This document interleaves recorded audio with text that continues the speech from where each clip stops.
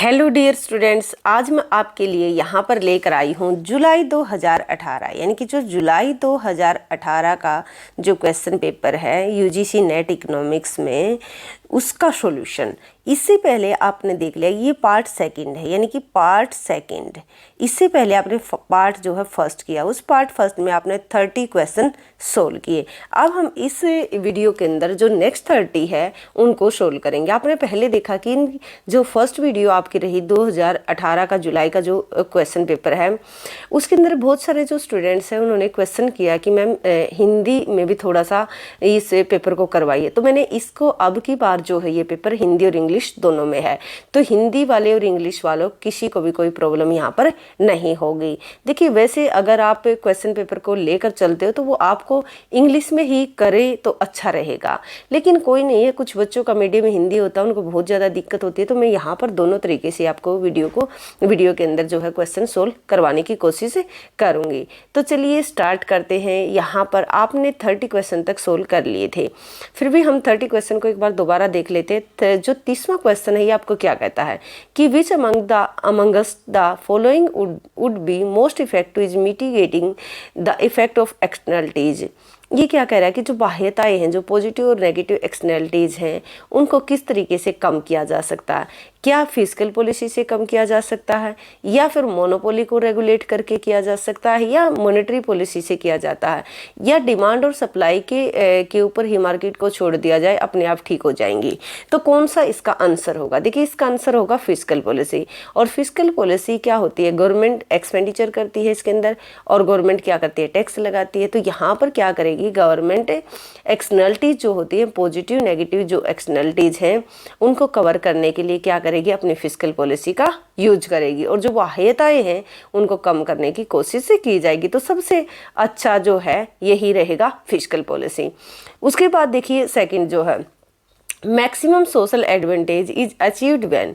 वो करें कि मैक्सिमम सोशल एडवांटेज कहाँ पर अचीव किया जाएगा। देखिए ये होता है मार्जिनल सोशल सेक्रीफाई, ये होता है आपका MS मार्जिनल सोशल सेक्रीफाई, ये होता है आपका मार्जिनल सोशल बेनिफिट, ये आपका मार्जिनल सोशल बेनिफिट होता है।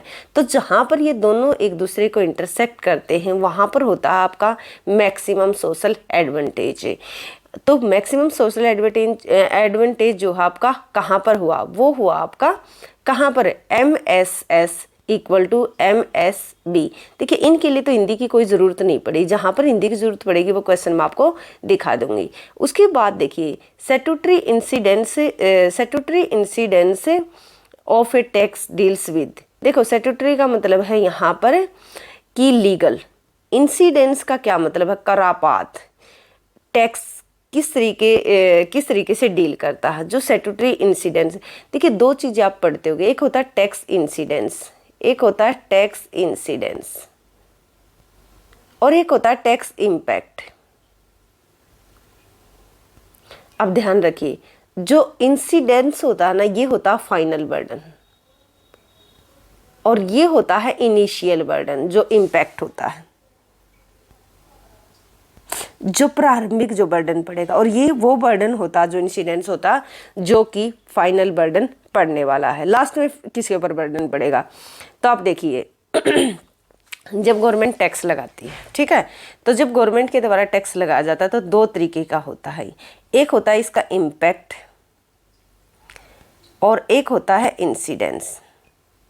जब हम बात करते हैं इम्पैक्ट की तो ये होता है आपका फाइनल बर्डन, यानी कि जिसके ऊपर अब ये जहाँ तक ये टैक्स पहुँच गया है फाइनल उसको वही पे करेगा। और इंसिडेंस का मतलब क्या होता है? जिसके ऊपर स्टार्टिंग में जो है टैक्स लगाया जाता है। आपने देखा होगा जो इनडायरेक्ट टैक्स होता है वो क्या होता है? वो लगता किसी के ऊपर है और उसको पे कोई और करता है।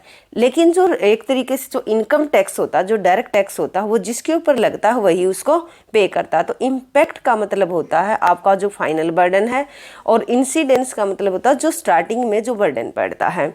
अब देखिए टैक्स क्या होता है कि जो टैक्स होता है वो एक तरीके से लीगल होता है, जिसके ऊपर लगेगा उसको पे करना पड़ेगा। अब वो तो दूसरी बात है कि फाइनल कौन पे करेगा और उसको फर्स्ट किसके ऊपर वो लगाया जाएगा, वो एक सेकेंडरी बात है। तो statutory incidence of tax deals with, वो किसके साथ डील करता है, वो डील करता है a person legally responsible for paying the tax, यानी कि जो लीगल है, टैक्स क्या होता है, लीगल है, जो लगेगा तो उसको पे जरूर करना पड़ेगा।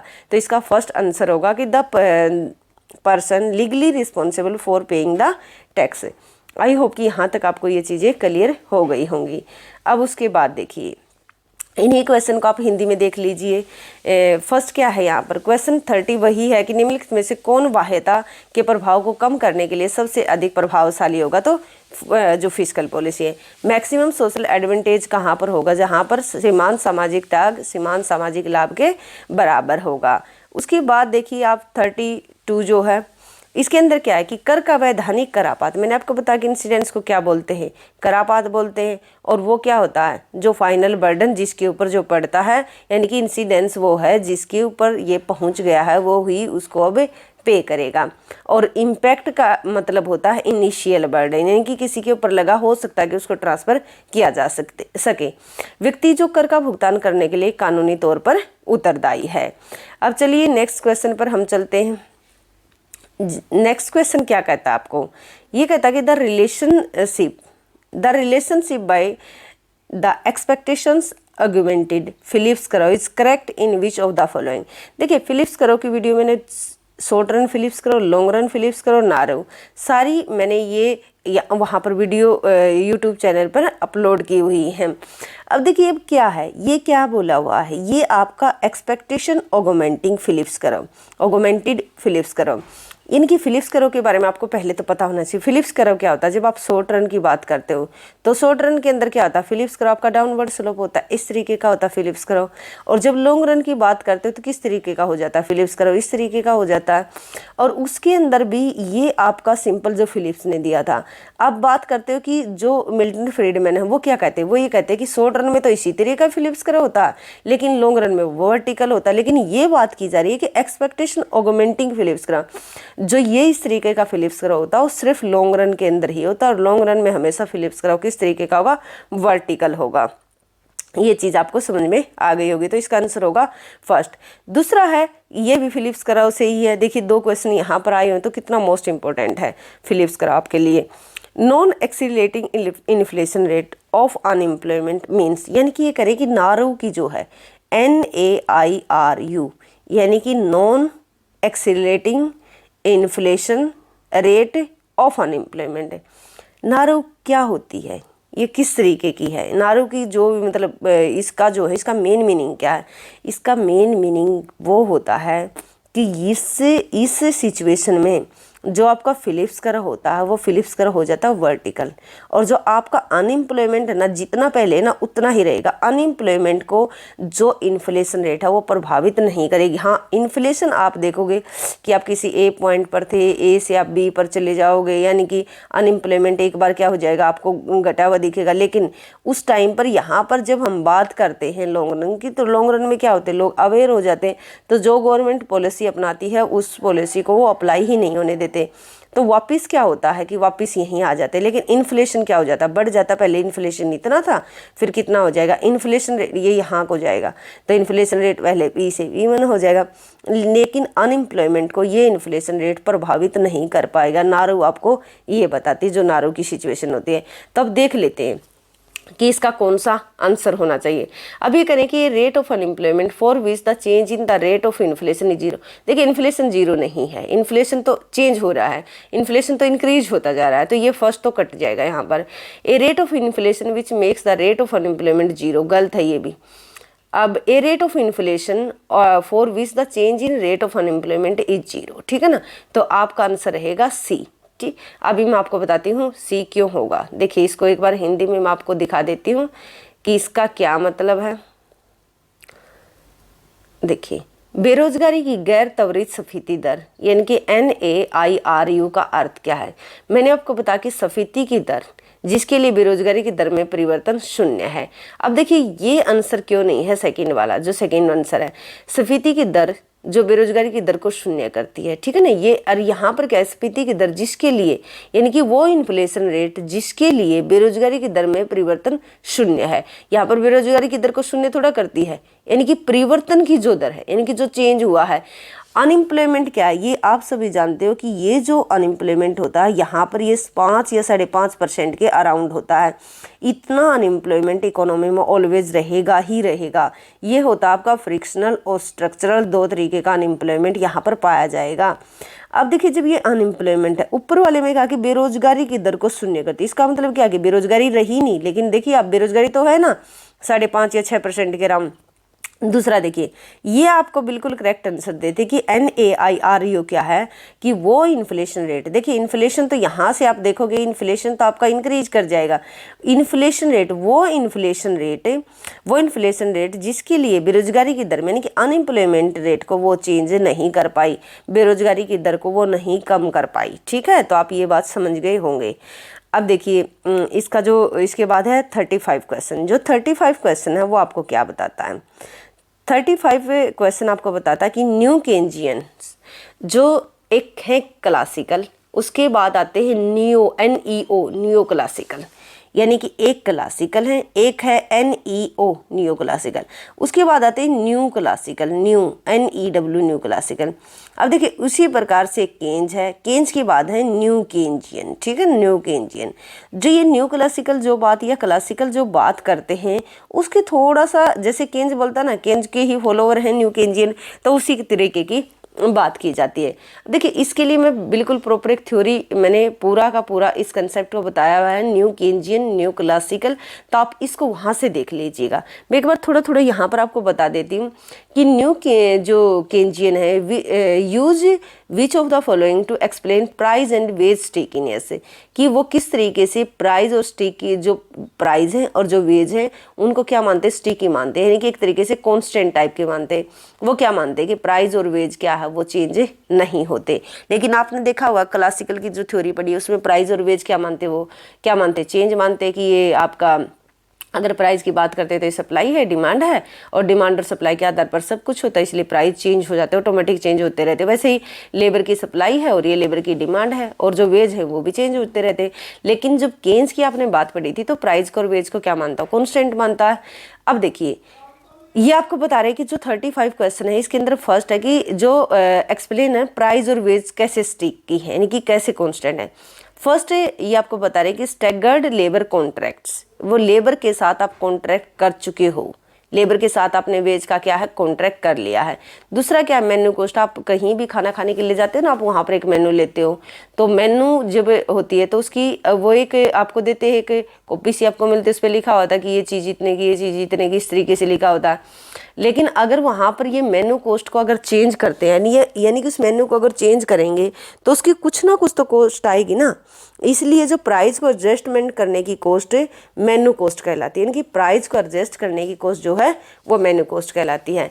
तीसरा है कि behaviour based on bounded rationality, तो वो करेगी ये जो तीनों की तीनों बातें हैं वो जो इन्होंने बोला कि प्राइस एंड वेज स्टिकीनेस के बारे में सही है न्यू केंजियन मॉडल में, तो तीनों की तीनों बातें यहाँ पर सही हैं।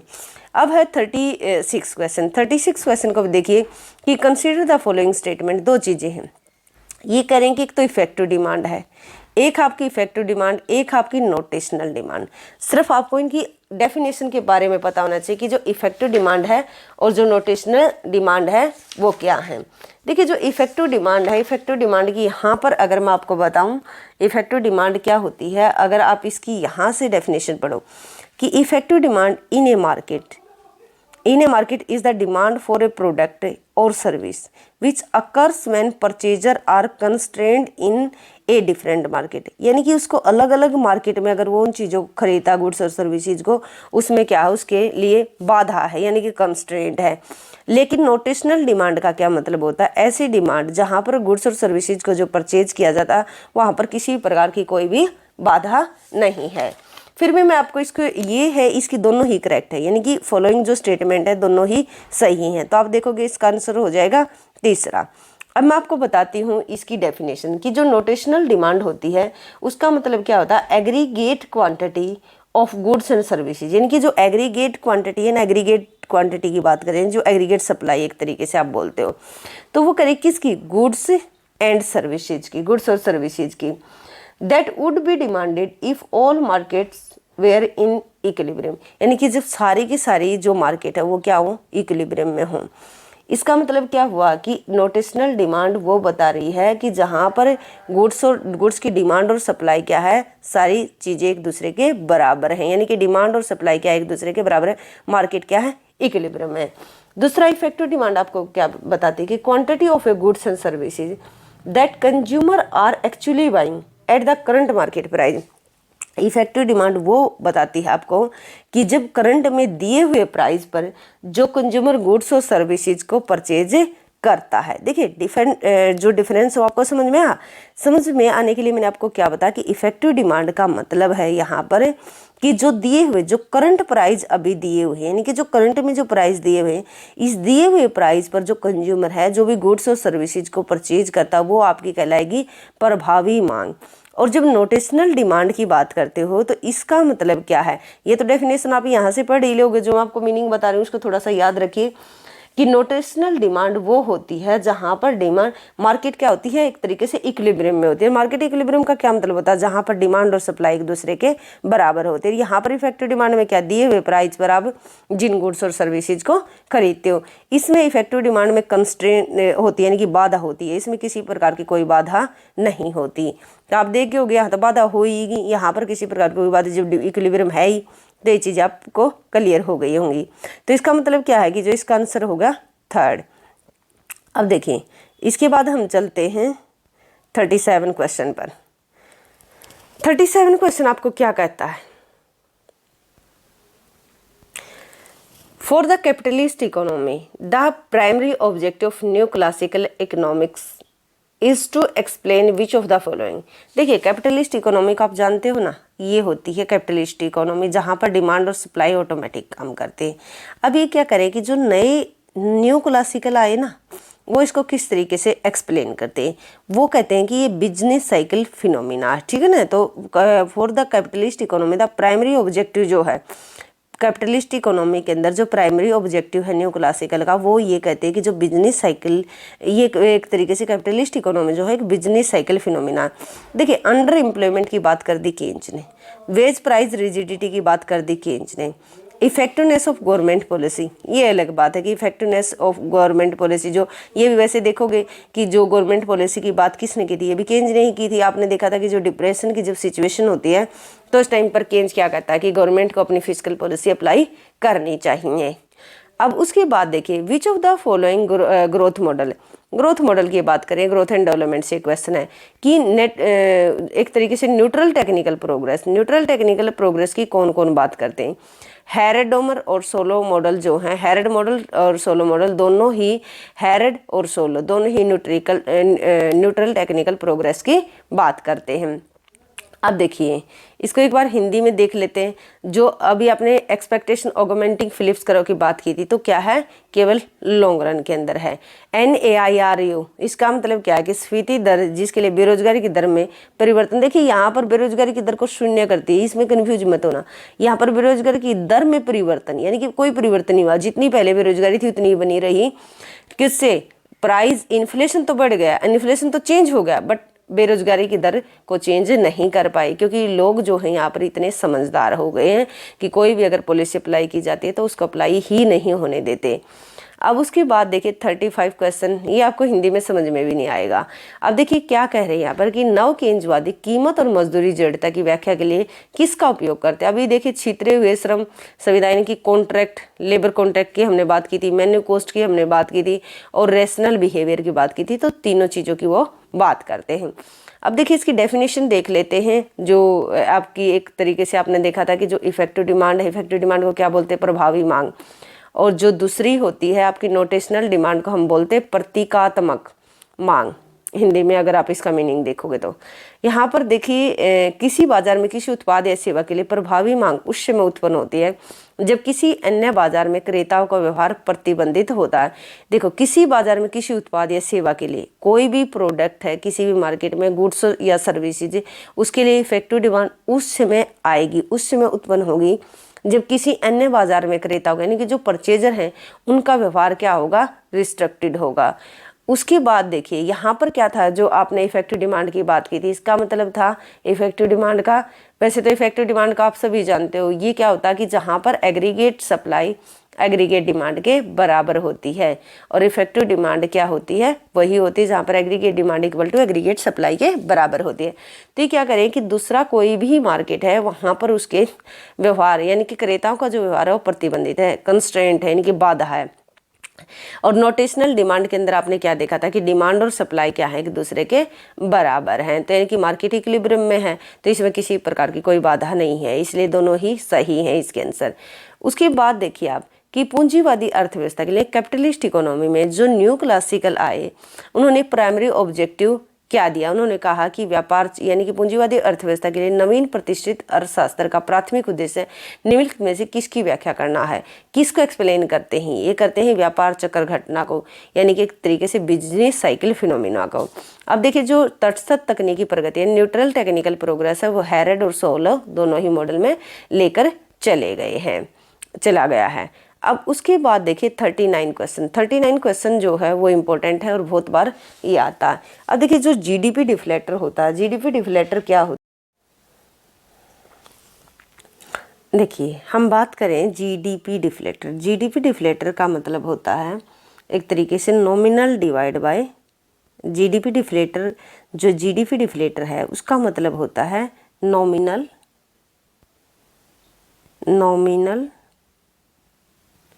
डिवाइड बाय रियल और इनटू में 100।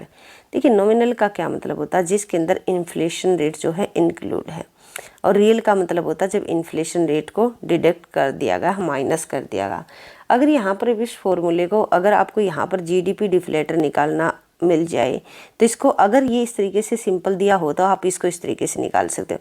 लेकिन देखिए स्टेटमेंट में क्या दिया है, in an economy the GDP deflator is found to be 110, यानी कि ये करेंगे करंट ईयर में, आज जो करंट ईयर चला हुआ है यानी कि उसके अंदर ये करेंगे जीडीपी डिफ्लेक्टर की जो वैल्यू आई है वो आई 110। उसकी बात करें the GDP has registered an annual growth rate 15 है, वो करेंगे जो एनुअल ग्रोथ रेट है 15 है इन द सेम ईयर, उसी साल के अंदर। Then the rate of growth of real GDP will be, तो वो करें कि रियल जीडीपी क्या होगी।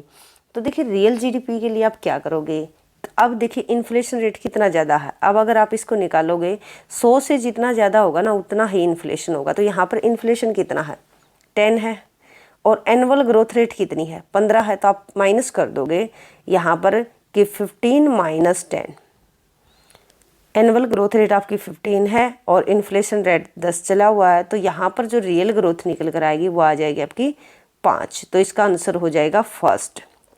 उसके बाद चलिए आप कि what is the nature of equilibrium ISLM model. आज सभी जानते हो कि IS क्या होता है, डाउनवर्ड स्लोप होता है। ये किस चीज़ को दिखाता है, इन्वेस्टमेंट को और सेविंग को।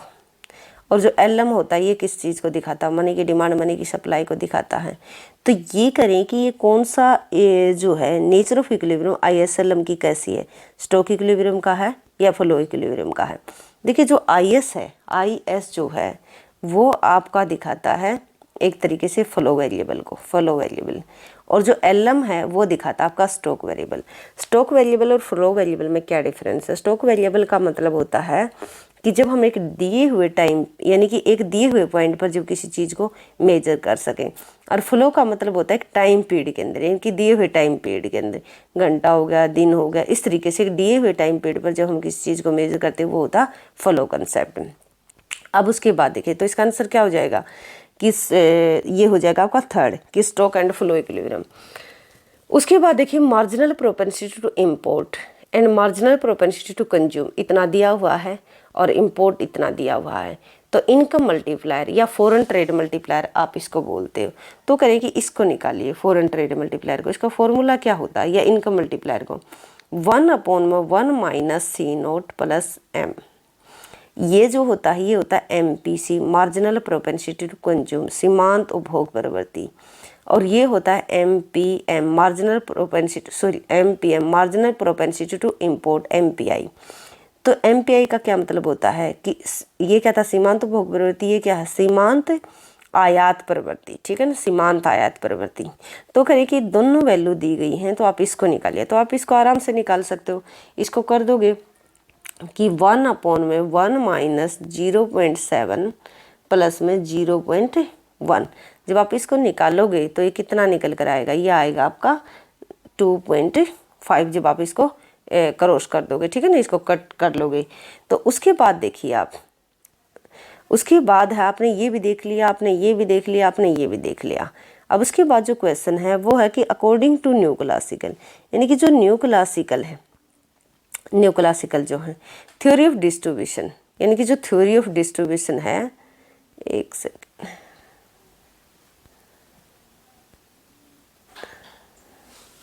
अब देखिए अकॉर्डिंग टू न्यू क्लासिकल, ये न्यू क्लासिकल की जो बात करें ना, एक तरीके से ये बात करें कॉब डगलस प्रोडक्शन फंक्शन की, CD Cobb Douglas production function, तो वो करेंगे distribution constancy in the wage share in national income, यदि जो वेज का जो शेयर है नेशनल इनकम में कांस्टेंट रहे, would come about only when the elasticity of factor substitution, वो करे कि इलास्टिसिटी ऑफ फैक्टर सब्स्टिट्यूशन क्या होगी, इक्वल टू 1 होगी।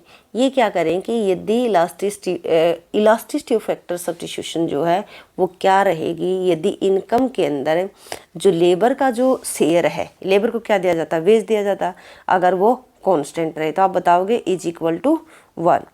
उसके बाद चलिए जो 43 क्वेश्चन है, 43 क्वेश्चन आपको क्या बताता है कि which among us the following is not A feature of JE mid model.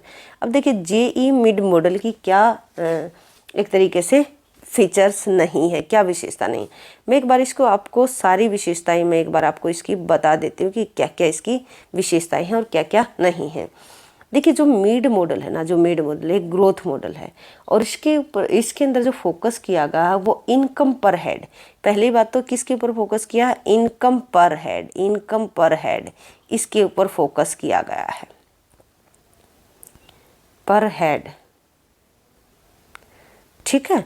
तो इनकम पर हेड, एक सेकेंड, यहाँ पर इसके ऊपर फोकस किया गया, इनकम पर हेड इसके ऊपर फोकस किया गया, फर्स्ट बात। दूसरी बात है कि जो ये मॉडल है वो मॉडल है new classical, new classical, new classical ये मॉडल है। उसके बाद आप इसको अगर मैं आपको बताऊं तो ये किस चीज़ के बीच में रिलेशनशिप बताता, जो रिलेशनशिप बताता ये बताता income growth and the population growth, यानी कि किसके बारे में, इनकम ग्रोथ जो होती है, इनकम ग्रोथ जो है यानी कि जो इनकम की ग्रोथ है और जो पॉपुलेशन ग्रोथ है, जो पॉपुलेशन ग्रोथ है, इनके बारे में क्या बताता है, ये संबंध बताता है, इन दोनों के बीच में रिलेशन बताता है। अब मैं इसकी विशेषताओं के बारे में आपसे बात करती हूँ। फर्स्ट है कि लेजीज फेयर इकोनॉमी की बात करता है, जहाँ पर गवर्नमेंट इंटरफेयर नहीं करेगी। तो इसका मतलब क्या है कि लेजीज फेयर इकोनॉमी है इसके अकॉर्डिंग। लेजीज फेयर का मतलब होता है जहाँ पर डिमांड और सप्लाई के थ्रू ऑटोमेटिक काम होगा। जब लेजीज फेयर इकोनॉमी है तो उसके बाद ये मानकर चलते कि क्लोज्ड इकोनॉमी है, क्लोज्ड इकोनॉमी है। उसके बाद देखोगे परफेक्ट कंपटीशन है, इसकी विशेषताएं हैं। परफेक्ट कंपटीशन जब होता है ना तो वहाँ पर कांस्टेंट रिटर्न टू स्केल अपने आप ही हो जाते हैं। कांस्टेंट रिटर्न टू स्केल का मतलब जितने आप साधन का यूज करोगे उतना ही आपका उत्पादन इंक्रीज या डिक्रीज होगा, जितना फैक्टर को इंक्रीज या डिक्रीज करवाओगे। ओनली 2 तरीके की गुड्स की बात की गई है यहाँ पर। 2 तरीके की गुड्स कौन सी है, एक आपकी कंजम्पशन गुड्स है, एक आपकी कैपिटल गुड्स है। उसके बाद देखिए, उसके बाद यहाँ पर आप देखोगे कि machine are the only form of a capital, यानी कि जो मशीन है ना सिर्फ वो कैपिटल की फॉर्म में है, कैपिटल की फॉर्म में। उसके बाद देखिए full use of land and labour, यानी कि लेबर और लैंड का फुली यूटिलाइजेशन, जो लैंड है और जो लेबर है ये क्या फुली यूटिलाइज्ड है। उसके price and wage most important, देखिए मैं जो ये आपको ये फीचर्स बता रही हूँ कि यहाँ पर प्राइस वेज क्या माने गए, कॉन्स्टेंट माने गए। उससे भी ज़्यादा इंपॉर्टेंट ये दोनों ही अजम्पशन का आप ध्यान रखें, perfect substitution between capital and labour, यानी कि जो कैपिटल और लेबर का है वो कैसा सब्स्टिट्यूशन परफेक्ट सब्स्टिट्यूट्स की जा सकती है, कैपिटल की जगह लेबर, लेबर की जगह कैपिटल। तो चलिए अब इसकी अजम्पशन को हम जो फीचर्स है वो पढ़ लेते हैं। परफेक्ट कॉम्पिटिशन प्रिवेल्स, ये इसका मतलब अभी देखा ना कि आप परफेक्ट कॉम्पिटिशन की तो बात करते हैं। Economy produce consumption goods and producer goods, यानी कि कैपिटल गुड्स और कंज्यूमर गुड्स का प्रोडक्शन किया जा रहा है, बिल्कुल राइट है।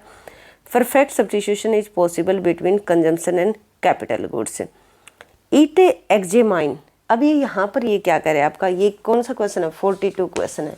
और 42 क्वेश्चन के अंदर अभी मैंने आपको जितनी भी अजम्पशन बताई हैं उनके आधार पर यहाँ पर आप बता सकते हो किसी भी क्या perfect substitution possible between consumption and capital goods, consumption goods और कैपिटल गुड्स में क्या परफेक्ट सब्स्टिट्यूशन है।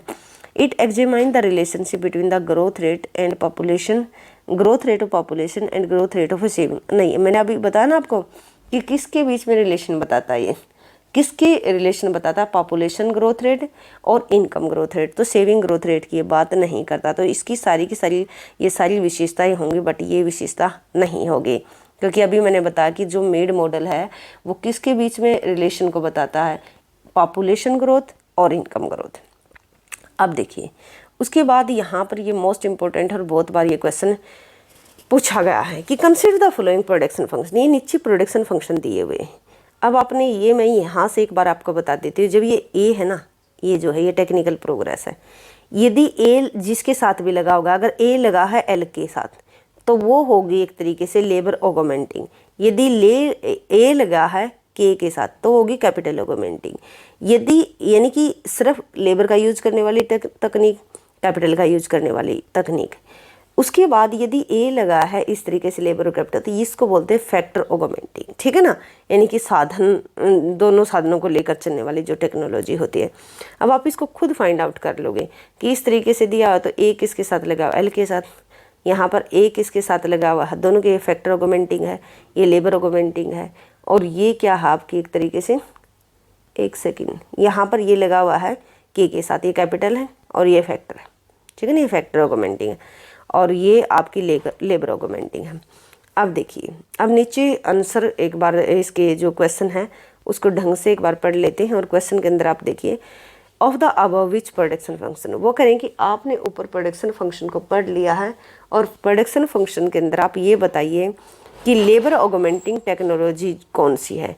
तो लेबर ऑगमेंटिंग टेक्नोलॉजी मैंने आपको बता दिया कि कौन सी होगी, कि जहाँ पर एक तरीके से ये जो ऑप्शन ए है ये किसके साथ लगी हुई है, लेबर के साथ है ना, तो ये आपकी कहलाएगी लेबर ऑगमेंटिंग टेक्नोलॉजी। जहाँ पर आप बोलते हो ना कि ये तकनीकी कैसी है, लेबर इसमें ज़्यादा यूज है, लेबर श्रम तकनीक का ज़्यादा यूज हो रहा है, या एक तरीके से आप बोलो कि कैपिटल का ज़्यादा यूज हो रहा है। उसके बाद चलिए, उसके बाद है नेक्स्ट क्वेश्चन। नेक्स्ट क्वेश्चन आपको क्या बताता है, नेक्स्ट क्वेश्चन भी इंपॉर्टेंट और बहुत बार पूछा गया है। Which of the following statement about the A K model, A K model जो है उस मॉडल में ये जितनी 4-5 बातें यहाँ पर बताई गई हैं, ये पूछा गया कि कौन सी सही हो और कौन सी, मतलब कौन सी फॉल्स है। बाकी तो सही हैं, लेकिन आपने इसमें से एक गलत वाली ढूंढनी है। तो यहाँ पर आप देखोगे जो ए के मॉडल है, ए के मॉडल आपको क्या बताता है, ए के मॉडल आपको बताता है कि this is a part of endogenous growth theory. बिल्कुल सही है, क्या है, ग्रोथ थ्योरी जो है ये एंडोजीनियस क्या है, ग्रोथ थ्योरीज, आंतरिक जो यानी कि एक होता है बाहरी ग्रोथ के ऊपर डिपेंड करता है, ये आंतरिक ग्रोथ के ऊपर डिपेंड करता है जो ए के मॉडल है। The model assume that the increase in physical capital stock of capital will shift the production function upwards, ये भी सही है। The model assume diminishing return to capital, ये गलत है, ये गलत है, यहाँ पर डिमिनिशिंग रिटर्न्स की वो बात नहीं करते। उसके बाद है कि the model suggest that if the level of investment is higher than depreciation, ये करें कि इन्वेस्टमेंट यदि ज़्यादा है, किससे, इन्वेस्टमेंट जो है वो ज़्यादा है उसकी डेप्रिशिएशन रेट से। यानी जो डेप्रिशिएशन रेट का क्या मतलब होता है, जो टूट फूट होती है जो भी आप इन्वेस्टमेंट करते हो, तो करें कि इन्वेस्टमेंट अगर ज़्यादा है उसमें जितना डेप्रिशिएशन हो रहा है उससे, तो आपकी जो ग्रोथ है ना वो इंक्रीज होगी, यानी कि सस्टेन्ड ग्रोथ होगी आपकी, ये भी सही है। तो यहाँ पर क्या है, डिमिनिशिंग रिटर्न्स की ये बात नहीं करते, ये आप ध्यान रखोगे। अब उसके बाद चलिए आप इसके नेक्स्ट जो क्वेश्चन है, एक बार इसको हिंदी में मैं आपको दिखा देती हूँ। ये वही है, इसको हिंदी में देखोगे, जीडीपी डिफ्लेटर इतना दिया हुआ है और जीडीपी डिफ्लेटर के बाद, और वो करें कि इसी वर्ष में सकल घरेलू उत्पाद में 15% की दर से वार्षिक वृद्धि हुई है और वास्तविक सकल घरेलू उत्पाद की वृद्धि दर क्या होगी, यानी कि रियल ग्रोथ रेट क्या होगी। तो 10 है ना, तो इन्फ्लेशन कितना है, 10 है, और जो ग्रोथ रेट है वो कितनी है, 15 है, तो 15 में से क्या करोगे, 10 माइनस कर दोगे तो आंसर आया था 5। आईएसएल मॉडल के संतुलन की प्रकृति कैसी है, स्टॉक और प्रभाव दोनों को लेकर चलता है। अभी आपने देखा कि ये 1/, में आपने किया कि 1/, में C0 प्लस M0 या M लिखोगे, तो M MPC MPI, तो जब इसकी वैल्यू निकाली तो 2.55। उसके बाद देखा कि वितरण के 9 प्रतिष्ठित सिद्धांत के अनुसार राष्ट्रीय आय में मजदूरी के हिस्से में स्थिरता आएगी। तो वो करे कि नेशनल इनकम में जो मजदूरी है वो कब स्थिर हो जाएगी, जब साधन प्रतिस्थापन की लोच होगी 1 के बराबर। उसके बाद देखिए आप, उसके बाद आपने देखा कि जो मिड मॉडल है, मिड मॉडल आपको क्या बताता है, परफेक्ट कंपटीशन है, 2 वस्तुएं हैं और जो पूंजीगत वस्तुएं हैं और जो भोग वस्तुएं उनको स्थानांतरण किया जा सकता है। लेकिन यहाँ पर बचत की जगह क्या है, यहाँ पर ये तो ठीक है जनसंख्या, यहाँ पर इनकम आएगा। अब उसके बाद देखा कि आपने जो 44 क्वेश्चन है, 44 क्वेश्चन में आपने क्या देखा, इसके अंदर आपने देखा कि तकनीकी प्रगति यानी कि कौन सी टेक्निक का आप यूज करते हो ये दिखाया गया। तो वो करें कि ये 3 तरीके की बताई गई। इसमें से बताया कि श्रम वर्धित यानी ऐसी कौन सी टेक्नोलॉजी है जिसमें श्रम यानी कि श्रम का ज़्यादा यूज किया जा रहा है। अब देखें तो श्रम का ज़्यादा मैंने आपको बताया कि जो श्रम के साथ अगर ये लगा होगा ना 80 तो वही होगी, तो इसका आंसर होगा ए। ये किसके साथ लगा हुआ, दोनों के साथ लगा हुआ। और यहाँ पर नहीं, ये के अब फिर गलती कर दी मैंने, ये के साथ लगा हुआ खाली। अब यहाँ पर देखो क्योंकि फंक्शन इधर लगा हुआ है ना, तो ये फैक्टर ऑगमेंटिंग है, ये खाली कैपिटल है और ये लेबर है। इन्होंने पूछा कि लेबर से ही संबंधित पता, तो इसका आंसर हो जाएगा ए। उसके बाद देखिए जो ए के मॉडल है, ए के मॉडल क्या है, एंडोजीनियस है। दूसरा क्या है कि यह मानता कि पूंजी के भौतिक स्टॉक में वृद्धि से उत्पादन फलन ऊपर की, सही बात है, ये इसका गलत है। उसके बाद है कि अगर इन्वेस्टमेंट आपका ज़्यादा है, आपका इन्वेस्टमेंट ज़्यादा है उसमें डेप्रिसिएशन से, तो आपकी जो ग्रोथ है ना सस्टेन्ड होगी या सतत वृद्धि होगी। उसके बाद हम चलते हैं इसका नेक्स्ट क्वेश्चन जो है 46। जो 46 क्वेश्चन आपको क्या बताता है, ये भी इम्पोर्टेंट है। Which of the following is a not correct features of the absolute convergence to hold good. देखिए अब इसको एक बार आप हिंदी में देख लीजिएगा। ये सोलो मॉडल से संबंधित है, लेकिन जो सोलो मॉडल है उसके अंदर कन्वर्जेंस की बात की हुई है, जो कन्वर्जेंस करती हैं जो कंट्रीज हैं उनके बारे में बात की हुई है। निम्नलिखित में से कौन सा लक्षण निरपेक्ष अभिसरण के अस्तित्व के लिए सही नहीं है। तो आपने देख लिया इसका, अभी देख लेते हैं। अब इसको एक बार इंग्लिश में मैं आपको बता देती हूँ क्या कहता है। ये कहता है कि जो एब्सोल्यूट कन्वर्जेंस है, एब्सोल्यूट कन्वर्जेंस के लिए इसके अंदर जो बातें बोली गई हैं कौन सी करेक्ट है, नहीं है। तो देखिए जो एब्सोल्यूट कन्वर्जेंस की अगर हम बात करें तो कन्वर्जेंस का क्या मतलब होता है, जब एक तरीके से जो कंट्रीज हैं वो एक तरफ मूव करें, कन्वर्ज कर जाए। और जब कन्वर्ज करेंगे उसमें 2 तरीके की है।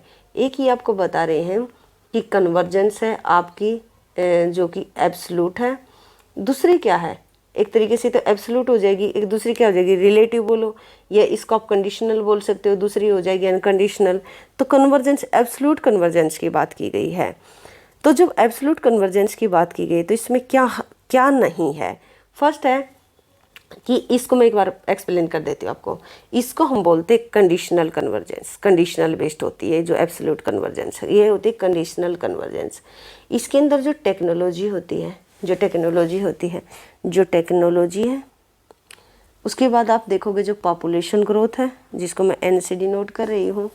इसके बाद आप सेविंग रेट की अगर बात करते हो, सेविंग की अगर हम बात करें, सेविंग तो वो करें कि टेक्नोलॉजी, पॉपुलेशन ग्रोथ और सेविंग ये तो रहेंगी एब्सोल्यूट कन्वर्जेंस के अंदर। तकनीक, जो जनसंख्या ग्रोथ है, वृद्धि जो ग्रोथ आप बोलोगे, और जो सेविंग जो ग्रोथ है ये तो रहेंगी सेम।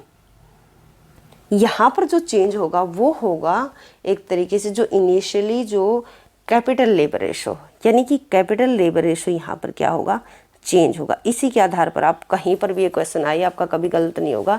तो इसके अंदर technology, population growth, saving growth ये कांस्टेंट रहेंगे। इनिशियली सिर्फ कैपिटल लेबर रेशो उन देशों का क्या रहेगा, अलग अलग रहेगा। तो यहाँ पर देख लेते हैं 46 में, which of the following is not a correct features of the absolute convergence to hold good.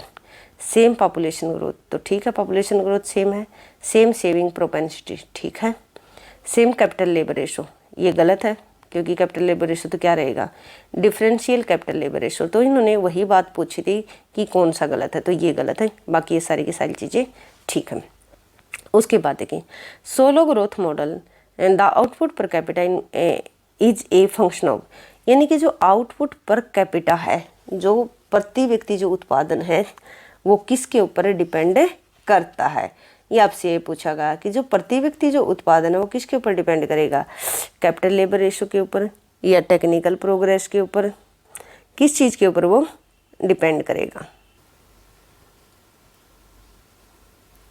देखिए जो यहाँ पर जो सोलो का ग्रोथ मॉडल है वहाँ पर जो output per capita as function है वो कैपिटल लेबर रेशो का, ठीक है, कैपिटल लेबर रेशो के ऊपर डिपेंड करता है, ये ध्यान रखोगे। अब उसके बाद देखिए आप 48 क्वेश्चन, 48 क्वेश्चन क्या कहता है आपको, डजनबरी आपको क्या कहते हैं कि डजनबरी वाज द ओपिनियन, उनका खुद का ओपिनियन है, लेकिन less develop countries will be have serious and adverse, यानी कि सीरियस और एडवर्स की बात की गई है, effect of their balance of payment due to डजनबरी। आपने देख एक कंजम्पशन हाइपोथेसिस भी पढ़ा आपने, रिलेटिव इनकम हाइपोथेसिस जो है मैक्रो के अंदर।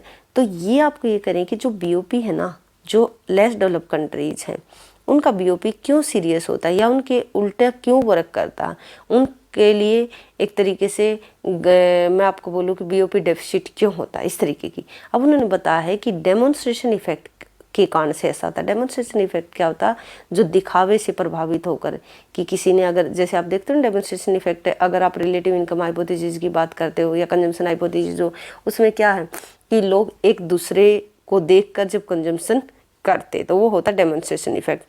तो वो करें कि डेमोन्स्ट्रेशन इफेक्ट ज़्यादा होता है, दिखावे की चीज़ों के ऊपर ज़्यादा खर्च करते लोग, इसलिए उनका बीओपी क्या होता है वो डेफिसिट में हो जाता है।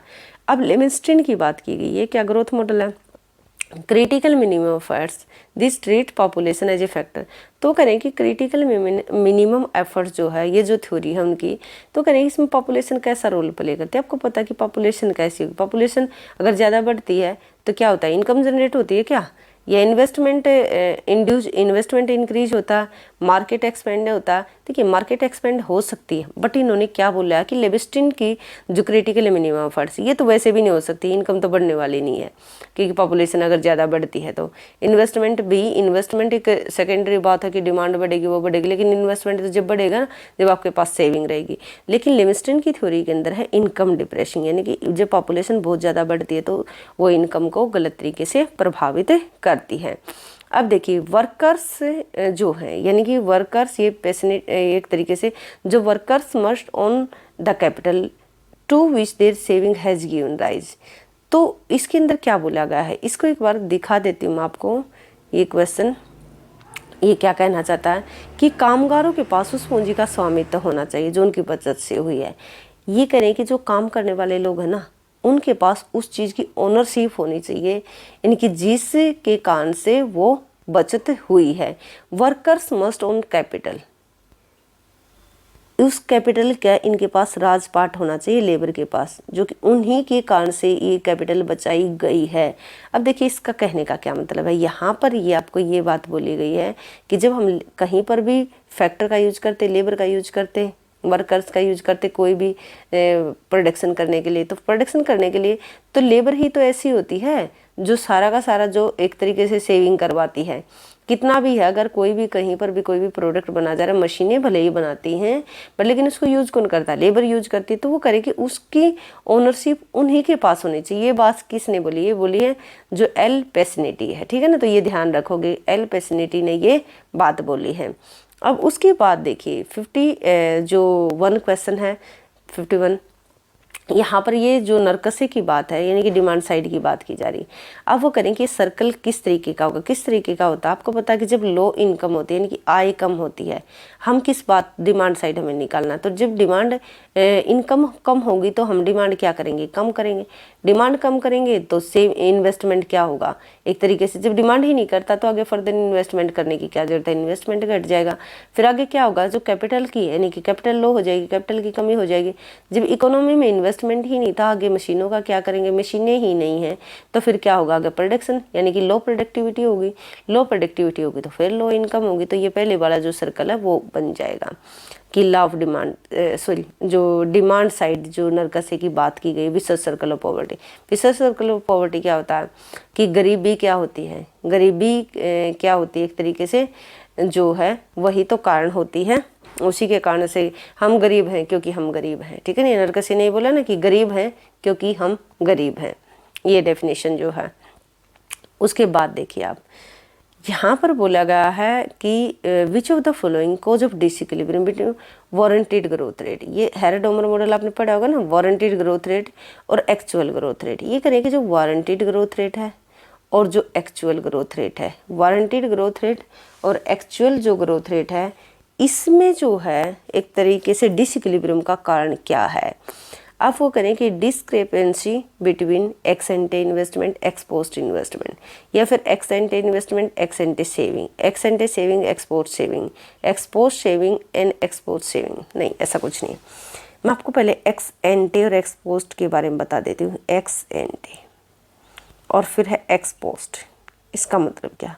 इसका मतलब होता है जो हम प्लान करते, प्लान किया जाता, और ये एक्सपोस्ट का मतलब होता जो हो चुका होता है, जो रियल है, यानी कि रियल आप इसको लिख सकते हो।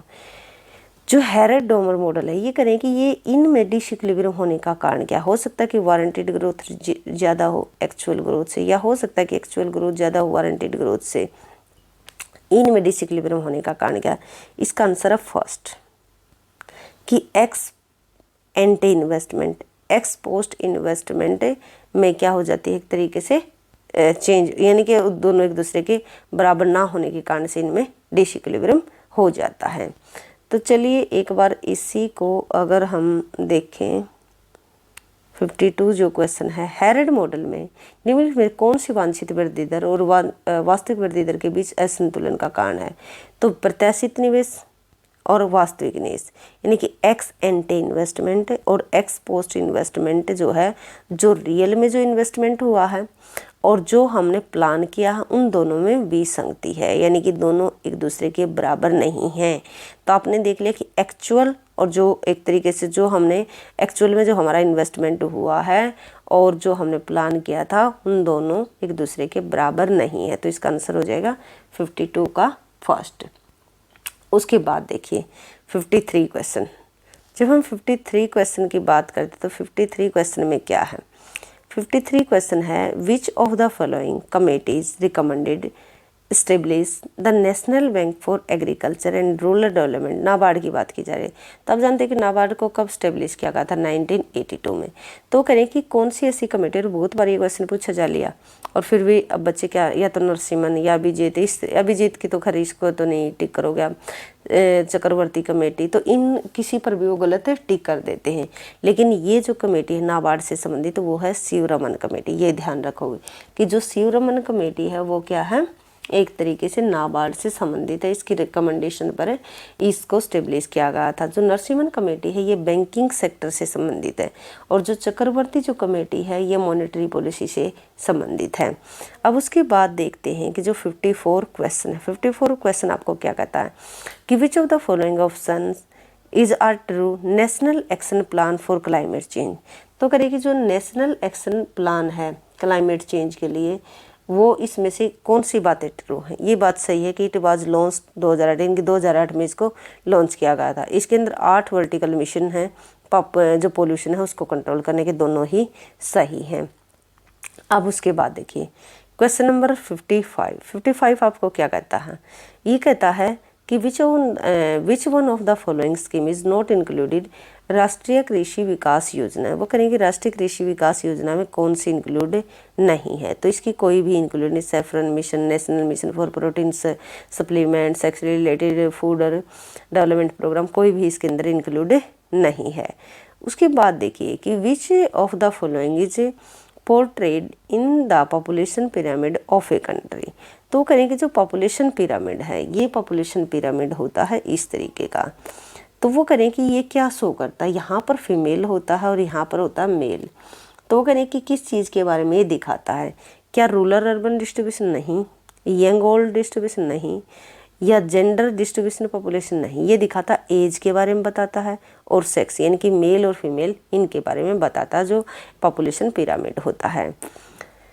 उसके बाद देखिए ये क्या करें कि लॉन्ग पीरियड की बात करें। In the long period which one of the following curve which aptly represent the time path of population for a developing economy. इनकी जो पॉपुलेशन पाथ है किसमें, डेवलपिंग इकोनॉमी के अंदर लॉन्ग रन के अंदर कौन सा ऐसा करो हो जो सही तरीके से दिखाता है? तो वो हमारा है एक तरीके से लॉजिस्टिक करो। तो लॉजिस्टिक करो इस बात की सही जानकारी देता है। उसके बाद हम बात करते हैं identify the correct statement about the relationship between the total fertility rate and gross reproduction rate, कि जो टोटल फर्टिलिटी रेट है और जो ग्रोस रिप्रोडक्शन रेट है इनके बारे में बात की गई है। देखिए इनके फॉर्मूले ना मैंने पहले ही अपलोड कर दिए गए हैं, मैंने यहाँ यूट्यूब चैनल पर, ये सब कुछ फ्री ऑफ कॉस्ट है आपके लिए ही है। तो इसका मतलब ये होता है टोटल फर्टिलिटी जो रेट होती है ना, टोटल फर्टिलिटी रेट वो ग्रोस जो रिप्रोडक्शन रेट है उससे ज़्यादा हो गई। जब आप इसके फॉर्मूले देखोगे तो फॉर्मूले से आपको ये पता चल जाएगा कि ऐसा क्यों है। अब देखिए मैंने आपको क्या बताया कि टोटल फर्टिलिटी रेट क्या है, ग्रोस रिप्रोडक्शन रेट से ज़्यादा हो गई। मैं एक बार ग्रोस रिप्रोडक्शन रेट का आपको फॉर्मूला बता देती हूँ। ये होता है कि F B divide by B into में TFR, टोटल फर्टिलिटी रेट। अब देखिए जो एफ बी होता है ये होता है नंबर ऑफ फीमेल बर्ड्स और ये होता है टोटल नंबर ऑफ बर्ड्स, ठीक है। तो ये अगर हम इससे डिवाइड कर दे तो ये हमारा निकल कर आ जाएगा ग्रोस रिप्रोडक्शन रेट। तो इसका मतलब ये पूछ रहे हैं कि identify the correct statement about the relationship between total fertility और ग्रोस रिप्रोडक्शन रेट। तो ये टोटल फर्टिलिटी रेट ज़्यादा होती है किससे, ग्रोस रिप्रोडक्शन रेट से। उसके बाद देखिए आप जो आपका क्वेश्चन है, एक सेकेंड, 59 क्वेश्चन आपको क्या कहता है। जो 59 क्वेश्चन है कि which of the following is often refer to as a hedonic price, ठीक है। Hedonic price method for valuing environmental asset. Hedonic price आपको क्या बताता है, मैं पहले आपको बताती हूँ। ये एक ऐसा मॉडल है जो इस आधार के अनुसार मूल्य कारकों की पहचान करता है कि कीमत बेची जा रही वस्तु की आंतरिक विशेषताओं और उसे प्रभावित करने वाले बाहरी कारकों दोनों द्वारा निर्धारित की जाती है। तो करिए कि कोई भी आप कहीं पर भी अगर कोई मान लिया जाए कि आप कहीं पर एक घर लेना चाहते हो, तो करिए कि उस घर की कीमत किस तरीके से डिसाइड होगी। ये डिपेंड करेगा कि वो किस तरीके के एरिया के अंदर है, इसके इंटरनल फैक्टर और एक्सटर्नल फैक्टर, बाहर का एरिया इसका आसपास का कैसा, इन सब चीज़ों से उसको डिसाइड किया जाएगा। तो हेडोनिक प्राइस में इंटरनल और एक्सटर्नल दोनों तरीके की चीज़ों को देखकर उसके प्राइस डिसाइड किए जाते हैं। मेनली जो ये होती है ये हाउस के लिए होती है। तो using linkage between the variation in house price, variation in house price जो है geographical proximity to an environmental asset, तो ये इसी का जो आंसर होगा यही हो जाएगा। 60 क्वेश्चन देखिए, विच of the following not a scheme for the upliftment of women in India. कौन सी ऐसी है जो औरतों के लिए नहीं है। बेटी बचाओ बेटी पढ़ाओ तो है, सुकन्या समृद्धि योजना भी है, जेंडर बस्टिंग भी है, लेकिन उजाला स्कीम क्या है, बल्ब से रिलेटेड है, ठीक है ना। तो ये वाली तो नहीं होगी, तो इसका आंसर हो जाएगा कौन सा, 4th। उसके बाद देखिए आप 61 क्वेश्चन जो है ये आपको क्या बताता है, ये आपको बताता है कि in the context of doubling of farmer income से objective which of the following is not correct. देखिए बोला गया था ना कि 2022-23 तक जो किसानों की इनकम है उसको डबल कर देंगे। तो इस फर्स्ट ठीक है कि टारगेट था कि 2022-23। तीसरा कि it is real income which is to be double, यानी कि जो रियल इनकम है उसको डबल करने की बात की गई थी, ठीक है। Income from cultivation alone to be doubled, ये गलत है। ये करेंगे खाली एग्रीकल्चर की जब हम बात करते हैं, एग्रीकल्चर की फार्मर की इनकम की जब बात करते हैं तो एग्रीकल्चर नहीं फार्मर इनकम की जब हम बात करते हैं तो इसके अंदर एग्रीकल्चर भी आ जाता है। और एग्रीकल्चर से संबंधित जो भी इससे अलाइड एक्टिविटी है, चाहे वो पशुपालन है, पशुपालन में क्या आ सकता हो सकता है कि भेड़ पालन हो, ठीक है ना, या फिर मछली पालन हो, कुछ भी है उससे संबंधित जो भी एक्टिविटी है, उन सब में जो फार्मर हैं, फार्मर इनकम, वो सभी को मिलाकर फार्मर इनकम बोली जाएगी। इन्होंने बोला कि सिर्फ जो कल्टीवेशन है, जो खेती बाड़ी की जो इनकम है उसी को डबल करेंगे, ऐसा कुछ नहीं है। Diversification of agriculture to be promoted to achieve in the objective, करें कि खेती में जो एग्रीकल्चर में डाइवर्सिफिकेशन किया जाएगा, ठीक है। तो इसका आंसर है 3rd, ठीक है। तो ये इसका करेक्ट नहीं है। उसके बाद देखिए आप which of the following statement कौन सी करेक्ट है। फर्स्ट है कि global warming is simply another terms to green house effect, ये नहीं है। दूसरा कि global warming is entirely natural, ये भी नहीं है। ग्लोबल वार्मिंग मीन्स मेल्ट हो जाता है डाउन टू ग्लेशियर्स, ये भी नहीं है। Global warming is the rise in average temperature earth, ये ठीक है। तो करें कि जो टेम्परेचर है ना अर्थ का वो बढ़ जाता है, कि average temperature at earth surface, ये ठीक है। अब उसके बाद देखिए जो क्वेश्चन नंबर 63 है, क्वेश्चन नंबर 63 आपको क्या बताता है ये आपको बताता है कि अकॉर्डिंग टू इकोनॉमिक सर्वे 2017-18 का जो इकोनॉमिक सर्वे आया, इकोनॉमी बिकमिंग मोर फॉर्मलाइज्ड, वो करेगी इकोनॉमी जो है ना फॉर्मलाइज्ड होगी। ठीक है, फॉर्मलाइज्ड क्या होती है अभी बताती हूँ। तो करेगी ज़्यादा फॉर्मलाइज्ड होगी। This is indicate by which of the following shifts, इसमें से करेक्ट कौन सा, किस कारण से फॉर्मलाइज होगी। क्या होता है इनफॉर्मल, एक होता है फॉर्मल। ठीक है, फॉर्मल कैसे हुई इकोनॉमी, यानी कि जिसका पता हो, यानी कि सरकार के पास जिसका लेखा जोखा बढ़ जाए। तो इनफॉर्मल सेक्टर का तो होता ही नहीं है, गवर्नमेंट के पास पता नहीं चलता कि कौन क्या कर रहा है, कौन नहीं, कौन किस तरीके की एक्टिविटी कर रहा। तो इसके अंदर देखिए फर्स्ट है कि the introduction GST has brought more firms in indirect tax net. तो कह रहे हैं कि जो जीएसटी की रेंज में जितनी फर्में आती थी उससे ज़्यादा आ गई है। इनडायरेक्ट टैक्स है ना, GST goods and service tax. फिर आफ्टर वो करें कि demonstration a significant increase has taken place in number of individual filling income tax returns. वो करें कि इनकम टैक्स रिटर्न्स भरने वालों की जो रेंज है वो भी बढ़ गई है। And increase in saving in the formal financial sector, जब ये सारी चीज़ें बढ़ गई हैं फॉर्मल सेक्टर में तो जो सेविंग है वो भी बढ़ेगी। तो ये चीज़ें ठीक है 2017-18 के अनुसार। अब उसके बाद देखिए जो 63 क्वेश्चन है, अब एक बार हिंदी में मैं आपको बता देती हूँ। एक ये ग्रीन हाउस वाला कि निम्नलिखित में कौन सा कथन सही है। देखिए कौन सा कथन सही है। ग्रीन हाउस प्रभाव को साधारणतः ग्लोबल वार्मिंग भी कहा जाता है, ग्रीन हाउस को। ठीक है, ग्लोबल वार्मिंग तो करेंगे इसको कहा जाता है, ठीक है, लेकिन इतना एक्यूरेट नहीं है। ग्लोबल वार्मिंग पूर्णतः ये गलत है। ग्लोबल वार्मिंग का अर्थ है हिमखंडों का पिघलना। अब देखिए ग्लोबल वार्मिंग में पृथ्वी की सतह के औसत तापमान में वृद्धि होती है, ये इसका बिल्कुल करेक्ट आंसर है। उसके बाद देखिए आपने देख ही लिया कि जो मतलब 2017-18 का जो सर्वे आया उसमें बताया कि जो भारतीय अर्थव्यवस्था औपचारिक बनती जा रही है। कैसे, वस्तु सेवा कर लगाए जाने से और अधिक फर्में प्रत्यक्ष कर के दायरे में आ गई जीएसटी के कारण से। डिमोनेटाइजेशन यानी कि विमुद्रीकरण के पश्चात आयकर विवरण यानी कि आय इनकम टैक्स जो रिटर्न भरने वाले की संख्या बढ़ गई है। ठीक है, फॉर्मल जो सेक्टर है उसके अंदर क्या हो गया, बचत इंक्रीज हो गई है, सारी ठीक है। अब उसके बाद देखिए आप, उसके बाद है क्वेश्चन कि which of the statement most important है। और देखिए आप भी कन्फ्यूज हो जाओगे यहाँ पर। इन्होंने पूछा है कि फाइनेंस कमीशन के बारे में बताइए। फाइनेंस कमीशन जो है ना आर्टिकल 280 के अंदर आता है। और जब ये फाइनेंस कमीशन का आर्टिकल है, जब ग्रांट्स की बात करते हैं तो आती है 275 के। इसको आंसर को अगर आप पढ़ोगे ना, इसकी अगर स्टेटमेंट को पढ़ोगे, ये भी गलत है क्योंकि यहाँ पर इन्होंने बोला कि आर्टिकल 275 में आता है, ये गलत है। यहाँ पर 280 होना चाहिए था। Provision of grants in aid की बात की तो ये आर्टिकल 280, ये यहाँ पर 275 होना था और यहाँ पर 280 होना था। ये अपोजिट कर दे, इसलिए दोनों ही इसके रॉन्ग हो जाएंगे। अब उसके बाद देखिए 65 जो क्वेश्चन है कि the share of agriculture in GDP of India has decline over the years, which of the following is not correct reason for this. तो करेंगे जो जीडीपी में जो शेयर है जो एग्रीकल्चर का वो घटता जा रहा है, इसका कारण बताइए और इनमें से ये बताइए कौन सा कारण जो है वो सही नहीं है। ठीक है ना, यानी कि इनकरेक्ट आपने, नॉट ए करेक्ट रीजन, मतलब करेक्ट जो करेक्ट नहीं है वो आपने ढूंढना। फर्स्ट है कि relative faster rate of growth of non agriculture sector is agricultural sector in the economy. तो करें कि जैसे कौन कौन से सेक्टर हैं, प्राइमरी सेक्टर है, सेकेंडरी सेक्टर है, टर्शरी सेक्टर, 3 सेक्टर है। तो करें कि जो प्राइमरी सेक्टर के बजाय कि एग्रीकल्चर ये है तो करेंगे इसके कंपेयर में जो दूसरे सेक्टर ना वो फास्टली ग्रो कर गए। इसलिए हमें ऐसा लग रहा है कि जो एग्रीकल्चर है उसकी जीडीपी में हिस्सेदारी घट रही है, ये तो ठीक है, हमने तो नोट वाला ढूंढना। दूसरा कि स्टैग्नेंट और slow rise in yield of agriculture commodities. तो करें कि जो स्टैग्नेंट हो गई है जो एग्रीकल्चर, जो एक तरीके से जो एग्रीकल्चर से जो भी यील्ड होती थी, जो भी आय होती थी, वो क्या हो गई है, रुक गई है, ये भी ठीक है।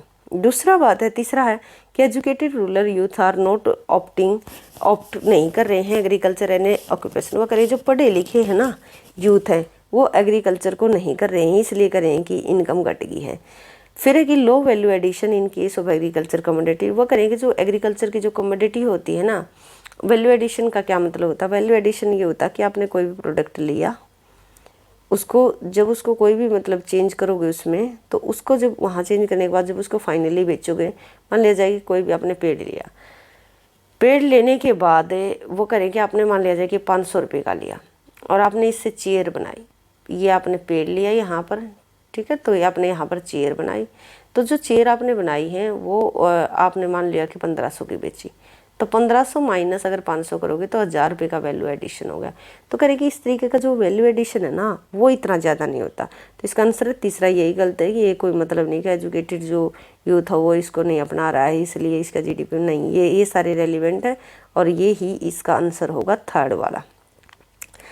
अब देखिए, in the last decades among the following sectors has attracted the highest foreign direct investment inflow in India. ये देखिए इनफ्लो इन इंडिया की बात ही कर रहे हैं, तो टेलीकम्युनिकेशन सेक्टर था उस टाइम पर, अभी तो आपको करंट का करना है। उसके बाद है कि twin balance sheet problem in India. Twin balance sheet की प्रॉब्लम का मतलब होता है कि जब एक के कारण से दूसरी जो सीट है, यानी कि एक में अगर कोई प्रॉब्लम हुई एक जगह पर, उसके कारण से दूसरी जगह पर प्रॉब्लम हो जाना। मान लिया जाए कि इंडस्ट्री के अंदर, इंडस्ट्री में कोई भी उतार चढ़ाव आ जाए, जब इंडस्ट्री में अप्स और डाउन्स आ जाए, तो आपको पता है कि इंडस्ट्री में जब अप्स और डाउन्स आएंगे, अगर उन्होंने कहीं बैंक से लोन ले रखा है तो क्या करेंगे, उस लोन को पे नहीं कर पाएंगे, जिस कारण से कहाँ पर प्रॉब्लम क्रिएट हो जाएगी, बैंक के अंदर प्रॉब्लम क्रिएट हो जाएगी। तो आपको यही पूछ रहे हैं यहाँ पर कि इनमें से कौन सा ट्विन बैलेंस शीट से संबंधित उस टाइम पर जो ये प्रॉब्लम रही होगी। देखिए अलग अलग समय पर ट्विन बैलेंस शीट की अलग अलग प्रॉब्लम होती है, लेकिन जब 2018 की बात की गई तो ट्विन बैलेंस शीट का मैंने आपको बता दिया कि इसका मतलब ये होता है कि जब एक जगह प्रॉब्लम हो गई जिसके कारण से दूसरे को प्रॉब्लम उठानी पड़ी। जैसे कि इंडस्ट्री के अंदर अगर मंदी आ जाती है तो वो क्या, अगर उन्होंने बैंक से लोन ले रखा तो बैंक का लोन नहीं दे पाएंगे, जिस कारण से नॉन परफॉर्मिंग एसेट जो है, जो बैंकों का जो एक तरीके से जो प्रॉब्लम है वो क्रिएट हो जाएगी बैंकों में।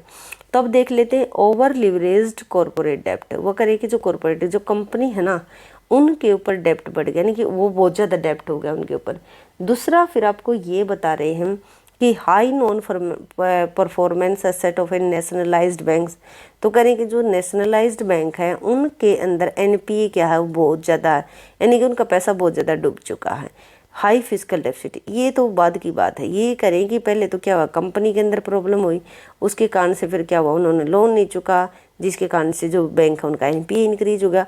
प्राइवेट का इसलिए नहीं होता क्योंकि प्राइवेट इतना आसानी से लोन नहीं देता, नेशनलाइज्ड बैंक का इसलिए क्योंकि जो है वो आसानी से लोन दे देते। तो इसका ये और भी आंसर हो जाएगा। उसके बाद देखिए, उसके बाद आप से ये जो 68 क्वेश्चन है ये करें कि 2016-17 की बात करें। पहले तो यहाँ पर इस क्वेश्चन को अभी करने की कोई ज़रूरत नहीं है, एक बार मैं आपको बता देती हूँ। एक होती है सेंट्रली स्पॉन्सर्ड स्कीम, एक होती है सेंट्रल सेक्टर स्कीम। जो होती है जो सेंट्रल स्पॉन्सर्ड स्कीम होती है, इसका मतलब होता है कि दोनों ही मिलकर, यानी कि स्टेट और सेंटर दोनों मिलकर वहाँ पर कोई भी अगर स्कीम चलाएंगे तो दोनों का कंट्रीब्यूशन होगा। हो सकता है किसी का 50% है, किसी का एक तरीके से 50-50% हो जाए, या एक का 60 एक का 40 हो जाए, लेकिन होगी दोनों की भागीदारी। जब सेंट्रल सेक्टर स्कीम होती है उसमें सारा का सारा जो काम करता है वो करता है एक तरीके से सेंटर, ठीक है, सेंटर सेक्टर के अंदर।